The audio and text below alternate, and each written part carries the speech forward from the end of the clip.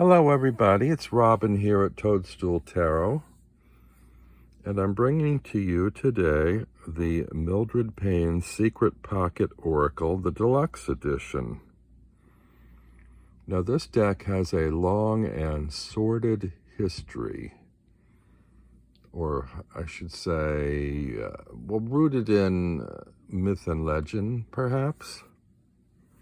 Patrick Valenza, who created this deck, has built up a whole backstory about a woman in an asylum called Mildred Payne, who was a witch who devised a secret pocket oracle that was found stitched inside her hospital gown, I believe. Anyway, this was originally released as a much smaller deck, which I have. I don't remember where I put the box. Also came with a little bag. And the marketing of this deck is kind of bizarre. It's been released a number of times. I think initially it was released and the back designs were such that you could lay them out and they would form a large puzzle.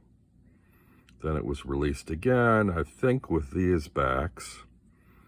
And each time he released them, he added more cards. He had expansion packs come out that added more cards to the deck, to the point where you end up with a very thick deck. I think I ordered 1 or 2 expansion packs, and I still don't have the complete deck. I'm still missing 4 cards in this deck. I don't quite know how that happened, but it got to be a little bit exasperating trying to accumulate all the cards. And while it's a lovely little deck, it's sort of unwieldy. These tiny little cards and a very thick deck make it kind of difficult to shuffle and to use. I mean, you have to pretty much overhand shuffle, which I do anyway, but it's just kind of awkward. Once I got the expansion packs, these wouldn't fit in the original box anymore. They barely fit in the little bag.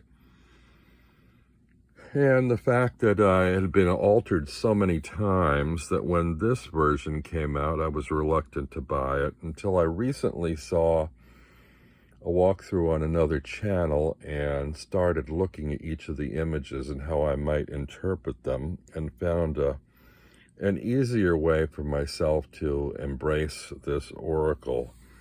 That's another issue. I don't really use oracle decks very much. But I think I'll be able to use this one. And this is now in a much happier format for me. These are kind of sort of a playing card size. Here you can see a comparison to an average tarot card. This deck, when I got it, the box is designed rather difficultly. The lip, or whatever you call it, the fold on the tuck box is such that you practically tear it trying to get the box open. These little flaps hold on very tight, which is why I've opened it off camera so I didn't have to struggle with it. Anyway, these are the sides and top and bottom of the box. Now, I went card by card through the deck, and the only difference I saw in the whole deck were the extra cards, because there are a few little bonus cards, and the card previously called the Pentacle has been renamed the Pentagram. So he just changed the text. He didn't change the imagery on any of the cards. These were the bonus cards that came with this one. He always throws some extra cards in with his decks. It's a nice little Ouija board card. It's fun. Not sure if I might actually, I don't really do a Ouija board, but tempted to use this with a pendulum that I have. Then there's this card here with a very nice portrait of Mildred Payne. And then he threw in this card, which is, I believe, a sort of a restoration of a historic Marseille deck that his company put out. So let's just look at these images, shall we? So you have the title card, and there's a little statement on the back, and I won't read it, but hopefully this is focused enough. You could take a screenshot and read it if you like, or just read it if you buy the deck.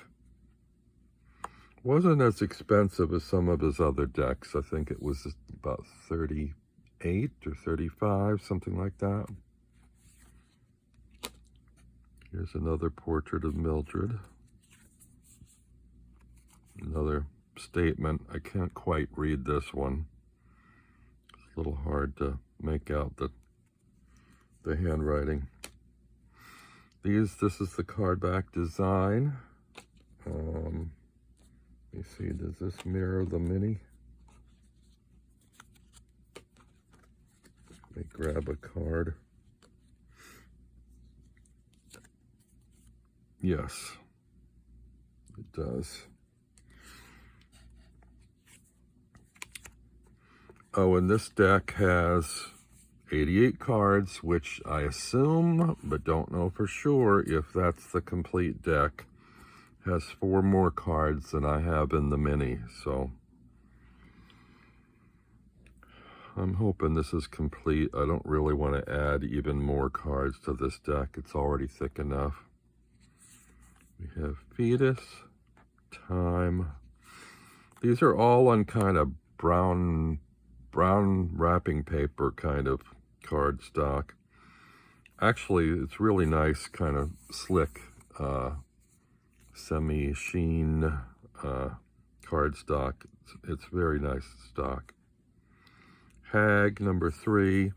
I also noticed in almost every image where there's a figure with eyes, the eyes are blanked out or missing. Girl, boy, devil, tooth, blood. Wonder if he used his own blood in these, or some sort of red ink.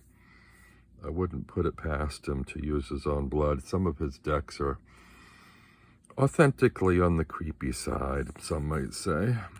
Ear, eye, heart, hand, skull.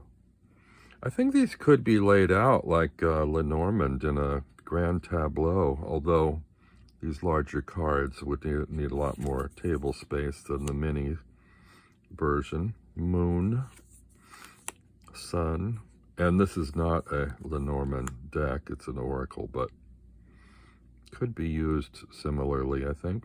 Storm, fire, water, dagger, boot, key, cat,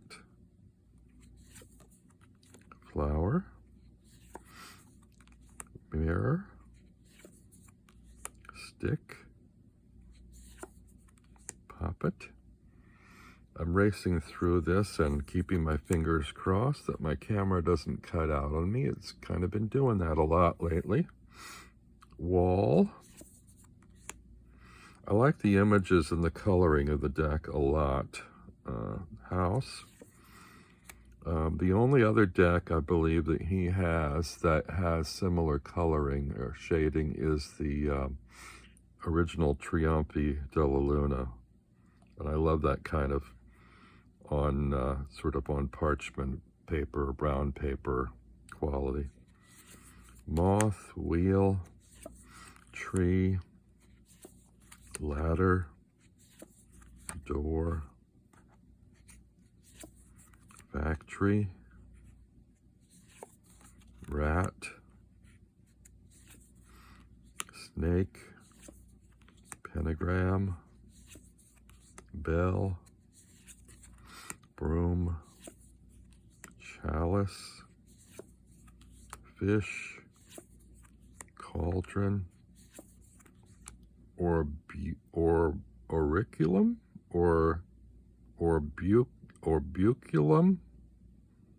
orbuculum. It's an orb. Yeah, I don't know how you pronounce that word. Never heard that word. I should probably look it up. Octopus, poison, umbrella, candle, trumpet, crow. The crow actually does have a dark eye, as does the fetus, the first card. Coin, spider, ankh, iceberg, bee, pipe, axe, frog, Saturn, ribbon, stump, foot, pitchfork, lighthouse, arrow, dove, antidote, star, shovel,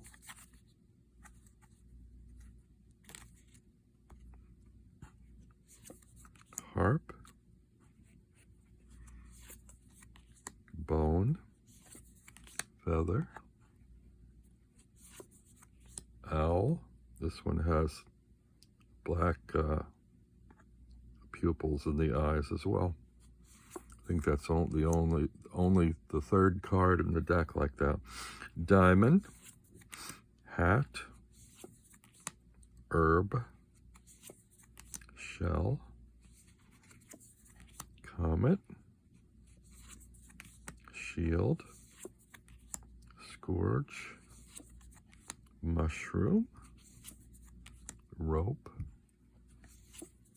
book, wish,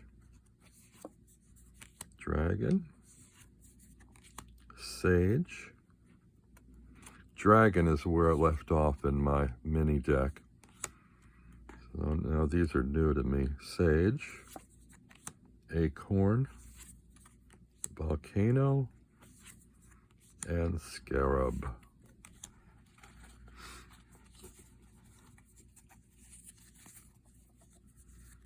So it shuffles pretty well.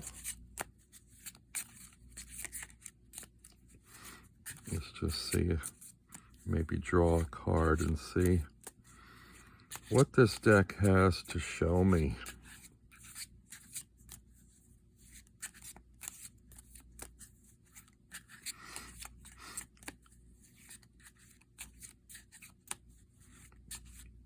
Now, if I were going to do a spread, I'd probably need to shuffle a lot more than this to get them thoroughly mixed. But let me just see, what does Mildred have to tell me about using this deck? Book, This will reveal some secrets to me.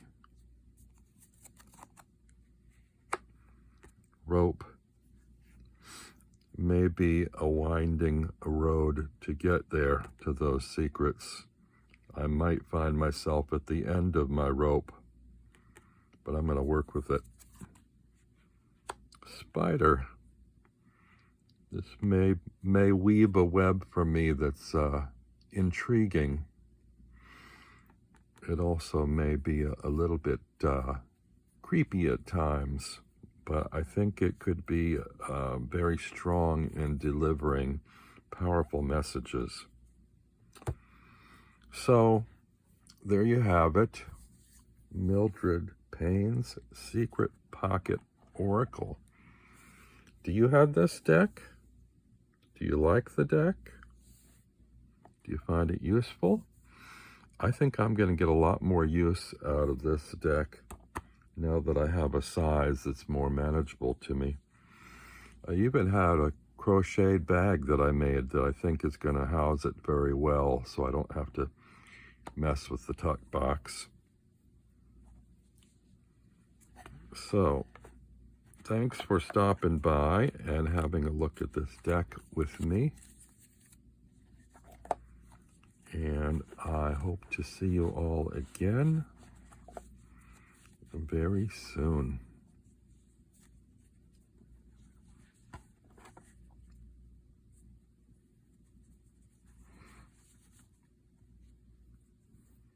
Bye.